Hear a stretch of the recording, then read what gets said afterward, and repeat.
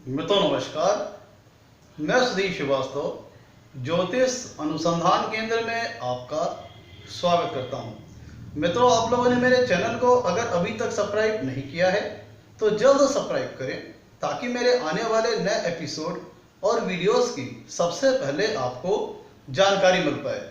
मित्रों, ज्योतिषी योगों की श्रृंखला में आज हम बात करेंगे केमाद्रुम योग के विषय में। केमाद्रुम योग मित्रों एक अशुभ फल देने वाला योग है, एक नकारात्मक योग है कि जो कि व्यक्ति को जीवन को दुखमयी बनाता है।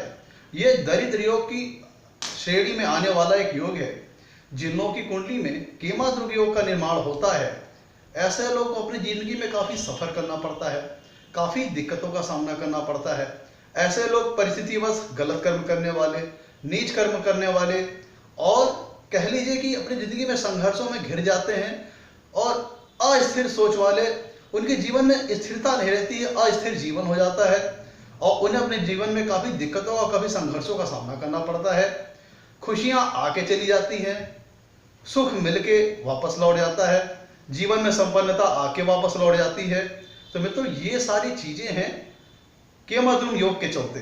मित्रों, केमाद्रुम योग को एक दरिद्र योग की श्रेणी दी गई है और ये एक अनचाहा योग है। कोई व्यक्ति नहीं चाहता कि मेरी कुंडली में केमाद्रुम योग का निर्माण हो।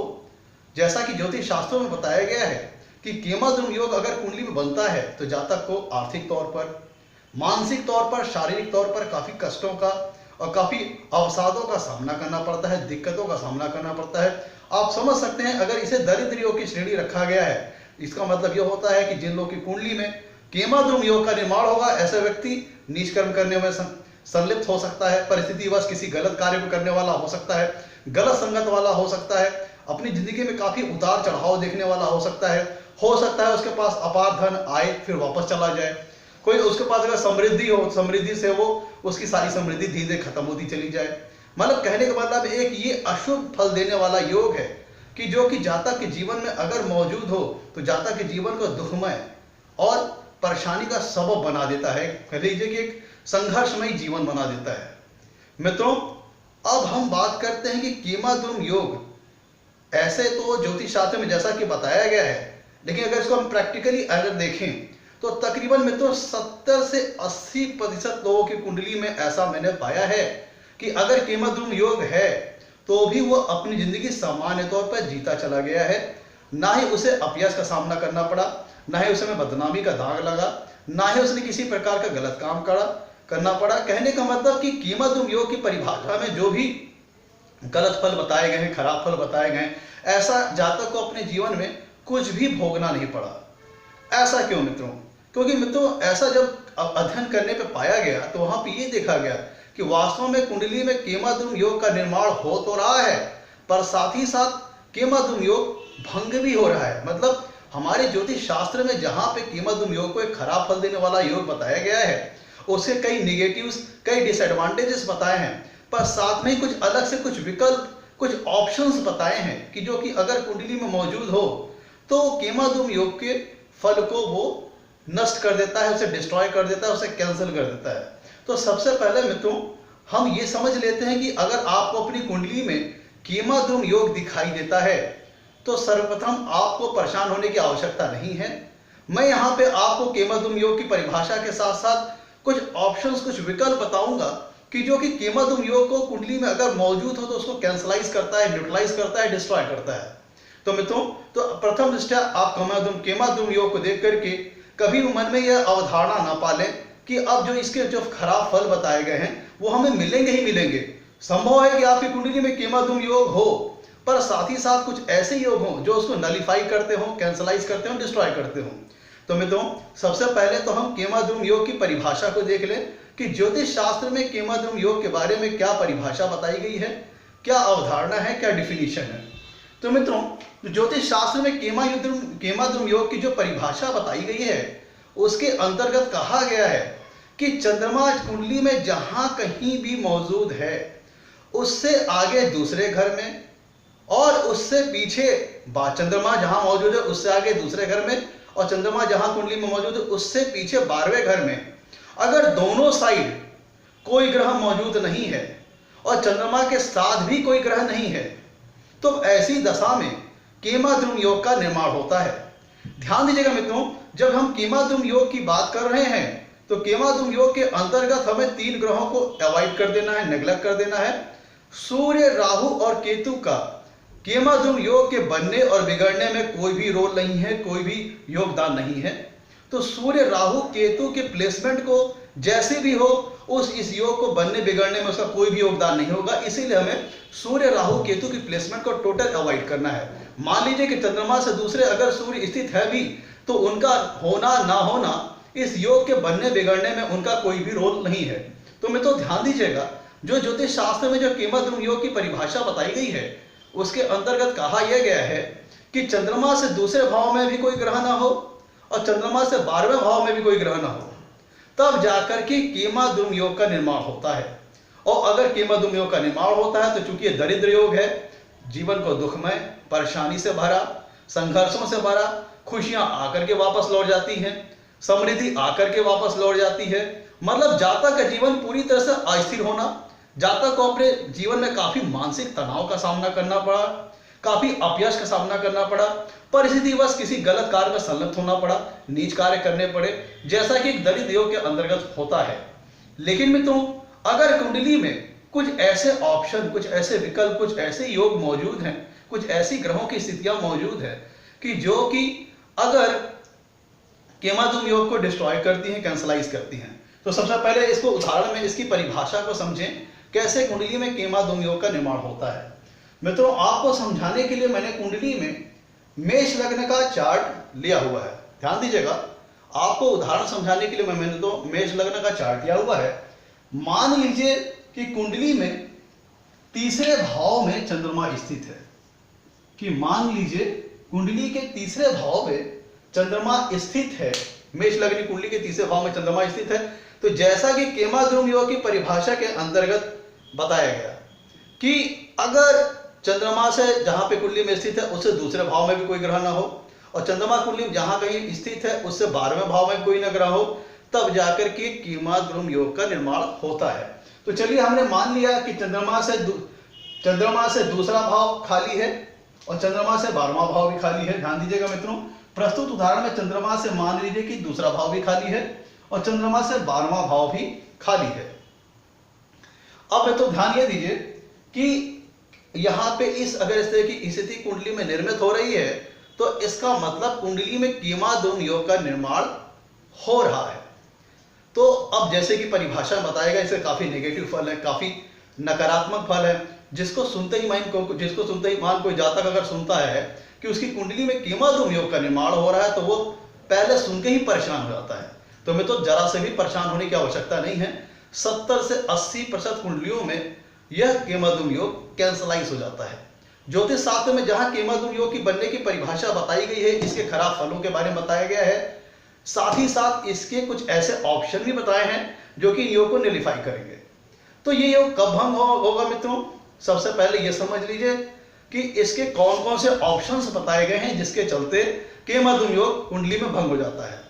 ध्यान दीजिएगा, जो पहला ऑप्शन है वो ये है कि अगर लग्न से कुंडली में लग्न से किसी केंद्र स्थान में अगर कोई ग्रह मौजूद है तब फिर केमाद्रुम योग का निर्माण नहीं होगा, वो भंग हो जाएगा। पहला ऑप्शन जो केमाद्रुम योग को कैंसलाइज करता है वो ये है कि लग्न से किसी केंद्र स्थान में अगर कोई ग्रह मौजूद है तो वो केमाद्रुम योग को भंग कर देगा। यहां पे कौन कौन से ग्रहों की हम बात कर रहे हैं? यहां पे बात कर रहे हैं गुरु, शुक्र, बुध, शनि और मंगल। इन 5 ग्रह की हम बात कर रहे हैं। तो मतलब लग्न से किसी केंद्र स्थान में, चाहे लग्न से चौथे, चाहे लग्न से 7वें, चाहे लग्न से 10वें, चाहे लग्न में अगर कोई ग्रह मौजूद है तो वो केमाद्रुम योग को भंग कर देगा। अब हम दूसरे ऑप्शन पे चलते हैं कि केमाद्रुम योग कैसे कुंडली में भंग होता है।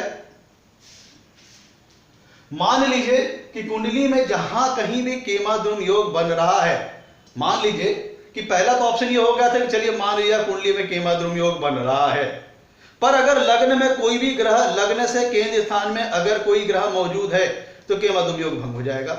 मान लीजिए अगर आपकी कुंडली में केमाद्रुम योग बन रहा है पर साथ ही साथ लग्न से किसी केंद्र स्थान में कोई ग्रह तो भंग हो जाएगा। अब दूसरा ऑप्शन में तो यह है कि चंद्रमा जहां कहीं भी कुंडली में स्थित है, जहां कहीं भी चंद्रमा द्वारा केमाद्युम योग का निर्माण हो रहा है, अब अगर चंद्रमा से किसी केंद्र स्थान में अगर कोई ग्रह मौजूद हुआ तो केमाद्युम योग भंग हो जाएगा। तो मित्रों, मैंने कहा कि दूसरा ऑप्शन में यह है कि चंद्रमा से किसी केंद्र स्थान में कोई ग्रह मौजूद हुआ तो केमाद्युम योग भंग हो जाएगा। तो प्रस्तुत उदाहरण में मित्रों चंद्रमा तीसरे भाव में मौजूद है, तो चंद्रमा से मान लीजिए कि चंद्रमा से युति में, कि अगर कोई ग्रह चंद्रमा के साथ युति में है, विशेषकर शुभ ग्रह, चंद्रमा के साथ कोई अगर ग्रह युति में है, मान लीजिए शुभ, कोई विशेषकर शुभ ग्रह, या चंद्रमा से चौथे 1 2 3 4 यहां पे, या चंद्रमा से 7वें, या चंद्रमा से 10वें। कहने का मतलब पहला ऑप्शन था कि लग्न से लेकर के, लग्न से किसी केंद्र स्थान में कोई ग्रह अगर मौजूद है और साथ ही साथ कुंडली में अगर केमाद्युम योग निर्माण हो रहा है तो भंग हो जाएगा। दूसरे ऑप्शन में क्या हुआ कि अगर कुंडली में केमाद्युम योग बन रहा है पर कोई ना कोई ग्रह, 5 ग्रह में से गुरु शुक्र बुध शनि मंगल, कुल मिला के 5 ग्रह में से कोई भी ग्रह अगर चंद्रमा से केंद्र में है तो भी केमाद्युम योग का निर्माण कैंसिल हो जाएगा, केमाद्युम योग डिस्ट्रॉय हो जाएगा, नलिफाई हो जाएगा। अब हम तीसरे ऑप्शन की बात करते हैं। तीसरे ऑप्शन के पीछे में तो लॉजिक ये है कि चंद्रमा एक जल तत्व है। हम जानते हैं कि जल का अपना वास्तविक अस्तित्व कोई नहीं होता। चंद्रमा को, जल को हम जिस भी पात्र में रखेंगे, जिस भी कंटेनर में रखेंगे, जिस भी शेप के कंटेनर में रखेंगे, ये उसी टाइप का हो जाएगा। तो चंद्रमा को एक्चुअली फंक्शनिंग करने के लिए, परफॉर्म करने के लिए किसी न किसी ग्रह का प्रभाव, किसी न किसी ग्रह का सपोर्ट, किसी न किसी ग्रह के साथ की आवश्यकता पड़ती है। तब हम ऑप्शन नंबर 3 की बात करते हैं। ऑप्शन नंबर 3 के अंतर्गत अगर चंद्रमा के ऊपर, चंद्रमा किसी शुभ ग्रह के साथ युति में है, या चंद्रमा के ऊपर किसी शुभ ग्रह की दृष्टि आ रही है, मान लीजिए चंद्रमा किसी शुभ ग्रह के साथ युति में है, या चंद्रमा के ऊपर किसी शुभ ग्रह की दृष्टि आ रही है जैसे गुरु शुक्र और बुध, तो भी उन ग्रहों का प्रभाव चंद्रमा के ऊपर पड़ेगा, जिसके चलते जातक के जीवन में जो केमाद्युम योग जो कुंडली में बन रहा है वो न्यूट्रलाइज हो जाएगा, नलिफाई हो जाएगा, कैंसिल हो जाएगा। ध्यान दीजिएगा, तीसरा ऑप्शन मैं कह रहा हूं, फिर से रिपीट कर रहा हूं। तो तीसरा ऑप्शन ये है कि चंद्रमा के साथ किसी न किसी का ग्रह का प्रभाव अगर चंद्रमा के ऊपर पड़ रहा है तो केमाद्युम योग नलिफाई हो जाएगा, डिस्ट्रॉय हो जाएगा। मान लीजिए अगर कोई ग्रह चंद्रमा के साथ युति में है, या किसी ग्रह की, किसी शुभ ग्रह की चंद्रमा के ऊपर दृष्टि आ रही है। शुभ ग्रह कौन कौन से? गुरु शुक्र और बुध, इनकी अगर चंद्रमा के ऊपर दृष्टि आ रही है तो भी कुंडली में केमाद्युम योग कैंसिल हो जाएगा, नलिफाई हो जाएगा। मैं तो ध्यान दीजिएगा, यहां पे जब मैं ग्रहों की बात कर रहा हूं तो यहां पे हमें सूर्य, राहु और केतु को बिल्कुल ध्यान नहीं देना, हमें नेग्लेक्ट करना है, क्योंकि इस योग के बनने बिगड़ने में सूर्य, राहु और केतु का कोई भी योगदान नहीं है न बनने। इसलिए हमें सूर्य, राहु, केतु को, चाहे वो मौजूद हो चाहे ना मौजूद हो, उनकी मौजूदगी ना मौजूदगी कोई भी विशेष ध्यान नहीं रखना है। हमें बाकी बचे 5 ग्रह, मंगल, गुरु, शनि, शुक्र और बुध, इन्हीं को ही ध्यान रखना है। अब हम बात करते हैं ऑप्शन नंबर 4 की। ऑप्शन नंबर 4 के अंदर तो ये हुआ। अब हम ये कहते हैं, तीसरा ऑप्शन में तो हो गया चंद्रमा के साथ अगर कोई ग्रह युति में है या चंद्रमा के ऊपर किसी ग्रह की अगर दृष्टि आ रही है तो भी कुंडली में केमाद्युम योग भंग हो जाएगा, किसी शुभ ग्रह, विशेषकर किसी शुभ ग्रह की दृष्टि आए जैसे गुरु, शुक्र और बुध। अब हम बात करते हैं ऑप्शन नंबर 4 की, जिसके तहत कुंडली में केमाद्युम योग नलिफाई हो जाता है, कैंसिल हो जाता है। मान लीजिए अगर चंद्रमा अपने नवमांशा चार्ट में, अपने नवमांश में अपनी उच्च राशि में है और वहां के ऊपर, उसके ऊपर किसी शुभ ग्रह की दृष्टि आ रही है, मान लीजिए गुरु की, तो उस दशा में भी केमाद्युम योग भंग हो जाएगा। चलिए मान लिया कि लग्न पत्रिका में हम ऑप्शन 4 के अंतर्गत बता रहे हैं कि मान लीजिए लग्न कुंडली में अगर केमाद्युम योग का निर्माण हो भी रहा है और अगर उसके नवमांशा चार्ट में अगर चंद्रमा अपनी उच्च राशि में है और वहां पे किसी शुभ ग्रह की दृष्टि, जैसे मान लीजिए गुरु की दृष्टि अगर चंद्रमा के ऊपर आ रही है या गुरु चंद्रमा के साथ युति में है, तो भी केमाद्युम योग नलिफाई हो जाएगा, कैंसिल हो जाएगा।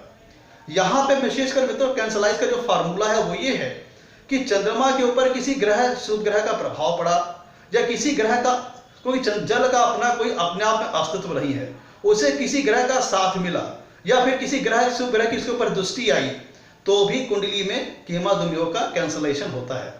तो मित्रों ये मैंने आपको 4 फार्मूले बताए, 4 तरीके बताए कि अगर वो कुंडली में मौजूद हो तो कुंडली में केमा धूम योग भंग हो जाएगा।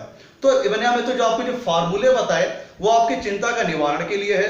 अगर प्रथम दृष्टया आप अपनी कुंडली में केमा धूम योग देखिए तो घबराइए मत, परेशान मत होइए, किसी प्रकार की नेगेटिव अवधारणा अपने मन में मत पालिए। अगर कुंडली में केमा धूम योग कैंसलाइज हो रहा है, जो मैंने फार्मूले बताए चारों, उनमें से कोई अगर एक भी फार्मूला अगर मौजूद है तो वो केमा धूम योग को डिस्ट्रॉय कर देंगे, नलीफाई कर देंगे। अब मान लीजिए मित्रों, जो बाकी बचे कुछ परसेंटेज जहां पे कुंडली में केमा धूम योग का निर्माण हुआ पर वो उनका कैंसिलेशन भी नहीं हुआ, डिस्ट्रक्शन भी नहीं हुआ, अगर ऐसा होता है मित्रों, तब उस स्थिति में जो भी नेगेटिव फल, जो भी खराब फल, जो भी स्थिति खराब फल इसके बताए गए हैं, वो जातक को अपने जीवन में भोगना पड़ता है। ध्यान दीजिएगा मित्रों, यहाँ पे जो केमा धूम योग के जो नेगेटिव फल बताए गए हैं, अगर केमा धूम योग रेयर केसेस में, जो कि काफी रेयरेस्ट होता है कि वहां पे अगर उसका कैंसिलेशन नहीं हो रहा है, तब उस दशा में तो जो भी नेगेटिव फल बताए गए हैं वो जातक को अपने जीवन में भोगने पड़ते हैं, उनका भोग करना पड़ता है, संघर्षों को देखना पड़ता है। अब अगर चंद्रमा केमा धूम योग कुंडली में बना और वो नलीफाई नहीं हुआ, कैंसलेशन नहीं हुआ, तो क्या होगा? जातक का जीवन अस्थिर होगा, तनाव से ग्रस्त होगा, परेशानियों से घिरा हुआ होगा, जातक परिस्थितियों वश गलत कार्य करने वाला होगा, नीच कार्य करने वाला होगा, जैसा कि शास्त्रों में बताया गया, वास्तव में वो प्रैक्टिकल ही होगा। अब हम बात करते हैं कि अगर चंद्रमा केमा धूम योग बन गया और उसका कैंसिलेशन भी नहीं हुआ, तो विशेषकर चंद्रमा किन किन चीजों को प्रभावित करेगा? चंद्रमा के पास में तो चौथे भाव का कारकत्व है, चंद्रमा मन का कारक है, मां का कारक है, तो इनसे रिलेटेड जातक को अपने जीवन में संघर्षों का सामना करना पड़ेगा। साथ ही साथ चंद्रमा कुंडली में जिस भी भाव का स्वामी है, साथ ही साथ जहां बैठा है, साथ ही साथ जिस भाव के ऊपर दृष्टि डाल रहा है, उन भी सारी चीजों को लेकर के, उन भी सारे भावों के कारकत्वों से संबंधित जो भी फल होते हैं जातक को, उनको लेकर के अपने जीवन में संघर्ष का सामना करना पड़ेगा। मान लीजिए कि अब कुंडली में चंद्रमा अगर दूसरे भाव में बैठा हुआ है, दूसरा भाव होता है कुटुंब का, वाणी का, और दूसरे भाव में अगर केमा धूम योग बन गया और उसका कैंसिलेशन भी नहीं हुआ, तो जातक को अपने जीवन में किन किन चीजों का कष्ट भोगना पड़ेगा? अगर जातक मेष लग्न की कुंडली, मान लीजिए मित्रों मेष लग्न की कुंडली में अगर दूसरे भाव में केमा धूम योग का निर्माण हुआ, तो कुटुंब से संबंधित जातक को परेशानियों का सामना करना पड़ेगा, धन से संबंधित जातक को परेशानियों का सामना करना पड़ेगा, जातक अपनी वाणी के चलते ही कई बार दिक्कतों में फंस जाया करेगा, और यहां से उसकी चंद्रमा की 8वीं दृष्टि अष्टम भाव पे आएगी। चंद्रमा की यहां अगर मान लीजिए केमा धूम योग बन रहा है, चंद्रमा यहां बैठा है अगर कुंडली में, तो उसकी 8वीं दृष्टि अष्टम भाव पे आएगी, जिसके चलते जातक को स्वास्थ्य रिलेटेड, आयु से रिलेटेड परेशानियों का सामना करना पड़ेगा। साथ ही साथ मेष लग्न कुंडली में चंद्रमा चौथे भाव का स्वामी भी है, तो घर मकान संबंधित जो भी सारी चीजें हैं उनको लेकर के भी जातक को जीवन में परेशानियों का सामना करना पड़ेगा, संघर्षों का सामना करना पड़ेगा, दिक्कतों का सामना करना पड़ेगा। मे भी प्रॉपर्टी से रिलेटेड कोई विवाद हो जाए, कोई मकान हो वो जातक को मिले फिर वापस छीन जाए। मतलब एक तो जातक को चंद्रमा जिन भावों का कुंडली में स्वामी होगा, आपका लग्न जो भी हो, और अगर कुंडली में केमा धूम योग बन रहा है और कैंसिल नहीं हो रहा है, तो चंद्रमा कुंडली में जिस भी भाव का स्वामी होगा उससे संबंधित जो भी कारकत्व होंगे, उस भाव से संबंधित उनको लेकर के जातक को जीवन में संघर्षों का सामना करना पड़ेगा। जातक के कुंडली में चंद्रमा जहां बैठा हुआ है उस भाव के कारकत्वों से संबंधित जातक को जीवन में संघर्षों का सामना करना पड़ेगा। चंद्रमा की दृष्टि जिस भाव पर पड़ रही होगी वहां पे भी उन भाव के फलों से संबंधित जो भी कारकत्व तत्व होंगे उनको लेकर के भी जातक को अपने जीवन में संघर्षों और परेशानियों का सामना करना पड़ेगा। साथ ही साथ जो चंद्रमा के जो नैसर्गिक कारकत्व हैं, जैसे कि मन का और मां का, इन दो सारी चीजों को लेकर के भी जातक को अपने जीवन में संघर्षों और परेशानियों का सामना करना पड़ेगा, दिक्कतों का सामना करना पड़ेगा। इन चीजों को अभाव हो सकते हैं जातक को जीवन में, मन हो सकता है कि ये सारे तत्व जातक को मिल करके वापस छीन जाए। अब जैसे प्रस्तुत उदाहरण में मान लीजिए कि तीसरे भाव में अगर केमा धूम योग का निर्माण हो रहा है, तो जातक को क्या क्या हो सकता है? मान लीजिए इस प्रस्तुत उदाहरण में मेष लग्न कुंडली है जिसमें चंद्रमा को चौथे भाव का स्वामित्व है, प्राप्त है, तो जातक को मां से संबंधित, घर मकान प्रॉपर्टी से संबंधित वाद विवाद का सामना करना पड़ सकता है, परेशानियों का सामना करना पड़ सकता है। और चंद्रमा बैठे कहां पे हैं? चंद्रमा बैठे हैं तीसरे भाव में, तो जातक को पराक्रम से रिलेटेड, भाई बहन से संबंधित, संघर्षों या परेशानियों या दिक्कतों का सामना करना पड़ सकता है या वाद विवाद का सामना करना पड़ सकता है। और साथ में चंद्रमा की यहाँ पे इस अगर मान लीजिए कुंडली में कर्मद्युम्न योग बन रहा है, वो कैंसिल नहीं हो रहा है और चंद्रमा तीसरे भाव में है, तो उसकी 7वीं दृष्टि पड़ेगी कुंडली के 9वें भाव में। तो 9वां भाव हुआ भाग्य का, तो जातक को दुर्भाग्य का सामना करना पड़ सकता है। हो सकता है जातक का भाग्य साथ न दे, जातक भाग्य को लेकर के काफी संघर्ष करना पड़े, मेन मौके पे भाग्य उसका साथ ना दे, धोखा खा जाए। और मित्रों यहाँ पे कुंडली में चंद्रमा बैठा है तीसरे भाव में और यहाँ दृष्टि डाली, और स्वामित्व कहाँ का है? चौथे भाव का। तो जो घर मकान प्रॉपर्टी संबंधित दिक्कतों का सामना करना पड़ सकता है, माता को लेकर प्रॉब्लम हो सकती है, मन जातक का नेगेटिव हो सकता है, नकारात्मक विचारधारा वाला हो सकता है, नेगेटिव मानसिकता का हो सकता है, और घर मकान संबंधित भी किसी दिक्कतों और परेशानियों का सामना जातक को अपने जीवन में करना पड़ सकता है। तो मित्रों ये था केमाद्रुम योग। वास्तव में देखा जाए तो 70 से 80% कुंडलियों में इसका किसी न किसी प्रकार कैंसिलेशन उपलब्ध है कि, लेकिन अगर कैंसिलेशन नहीं हो रहा है तो मित्रों ये दिक्कत की बात है, और वहां पे तब केमाद्रुम योग का पूर्ण फल जातक को प्राप्त होता है। जातक का जीवन कठिनाइयों से भरा हुआ, कष्ट से भरा हुआ हो सकता है। तो मित्रों अगर प्रथम दृष्टया आप अपनी कुंडली में केमाद्रुम योग देखिए तो परेशान मत होइए, किसी प्रकार की नेगेटिव मानसिकता अपने मन में मत धारण कीजिए। आप ये देखिए कि केमाद्रुम योग आपकी कुंडली में कैंसलाइज हो रहा है कि नहीं। वास्तव में मैं आपको बताऊं कि मेजर कुंडलियों में, अधिकतर कुंडलियों में इसका कैंसिलेशन हो जाता है और जातक को अपने जीवन में उसकी कुंडली में केमाद्रुम योग है, पर उसके बावजूद भी अपने जीवन में किसी प्रकार के संघर्षों का सामना नहीं करना पड़ता, किसी प्रकार के उतार चढ़ाव का सामना नहीं करना पड़ता, किसी प्रकार के अपयश और बदनामी का भी सामना नहीं करना पड़ता। जातक को एक सामान्य जीवन वो जीता हुआ चला जाता है। तो मित्रों आप अगर अपनी कुंडली में केमाद्रुम योग देखिए, पहले परेशान मत होइए, पहले देखिए कैंसिल हो रहा है कि नहीं हो रहा है, और अगर नहीं हो रहा है तब फिर आपको थोड़ा सा सजग होना है, फिर आपको देखना है कि आपको क्या करना है जिससे आपके जीवन में सुधार हो सके। मित्रों ये था आज का केमाद्रुम योग। मित्रों आज के लिए इतना ही। आपसे कहना है मेरे वीडियो को लाइक करें और मेरे चैनल को सब्सक्राइब करें ताकि मेरे आने वाले नए वीडियोस और एपिसोड्स की आपको जानकारी मिल पाए।